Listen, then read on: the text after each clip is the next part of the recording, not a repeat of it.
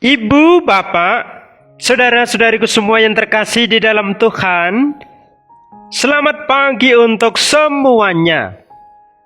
Tetap sehat, selalu jadi berkat.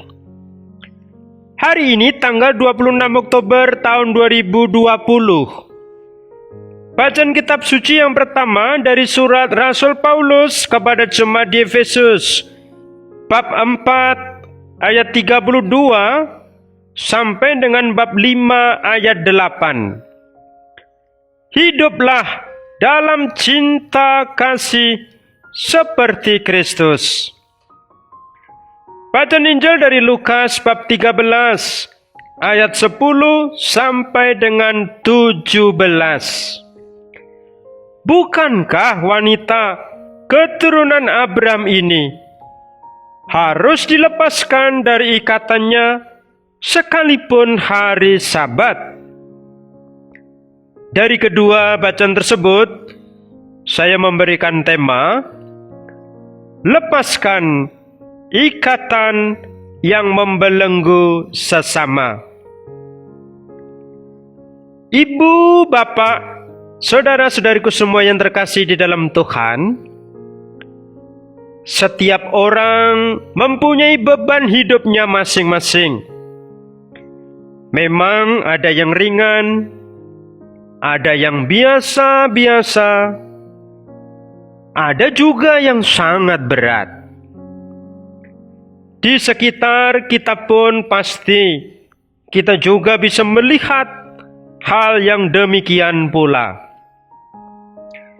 Ada orang yang merasa ringan dan santai dalam hal apa saja, karena sepertinya terpenuhi semua yang diinginkannya, selalu tersedia apa-apa yang diharapkannya. Dengan tidak menutup mata, kita pun melihat ada orang yang beban hidupnya begitu berat, dan sepertinya datang silih berganti, seolah tidak pernah berhenti. Ada bermacam-macam bentuk beban yang membelenggu orang, dan tentu semua itu perlu dibantu untuk melepaskannya. Ada orang yang menderita sakit sampai bertahun-tahun tidak tersembuhkan. Segala macam cara dilakukan, dokter ahli dicari, namun belum kunjung sembuh juga. Ada keluarga yang benar-benar kesulitan ekonomi karena masa pandemi ini. Suami istri yang sama-sama kerja di pabrik, keduanya terkena pengurangan karyawan sehingga tidak lagi memiliki pemasukan untuk memenuhi kebutuhan sehari-harinya.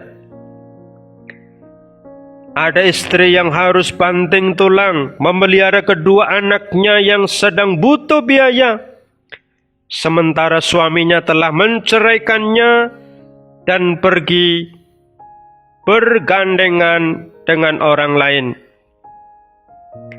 Ada anak yang bisa tinggal hanya dengan neneknya yang sudah tua.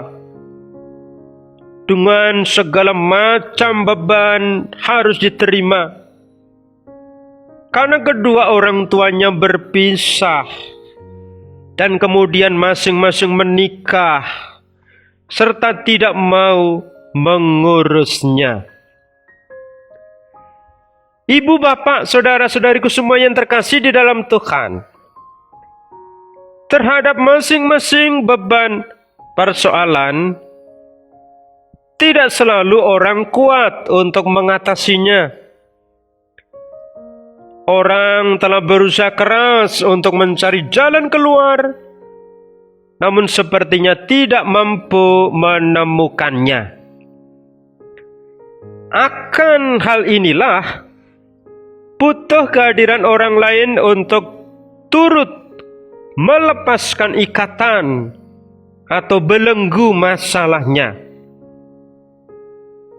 Yang pasti setiap persoalan membutuhkan jalan keluarnya sendiri-sendiri. Beberapa pengalaman bisa menjadi inspirasi bagaimana membantu melepaskan ikatan persoalan seseorang yang bisa menjadi contoh atau teladan.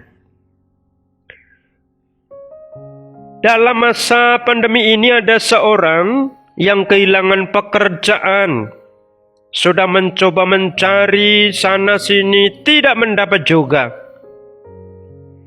Ada seseorang menyarankan supaya ia kursus memotong rambut.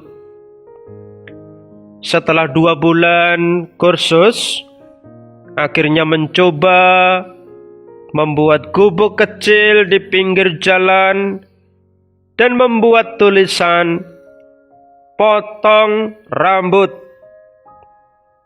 Puji Tuhan, bahwa sedikit demi sedikit memperoleh penghasilan. Ada seorang ibu tua tinggal sendirian di gubuk reot. Akan menunggu belas kasihan dari tetangga yang memberinya, itu terus dilakukannya.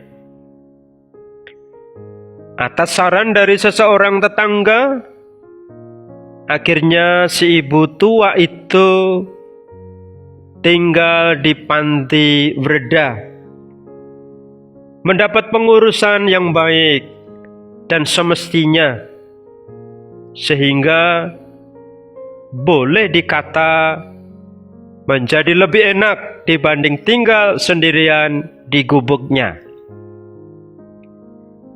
Ada anak pintar putus sekolah karena situasi ekonomi kedua orang tua yang sangat berat, tidak mampu membiayai sekolahnya.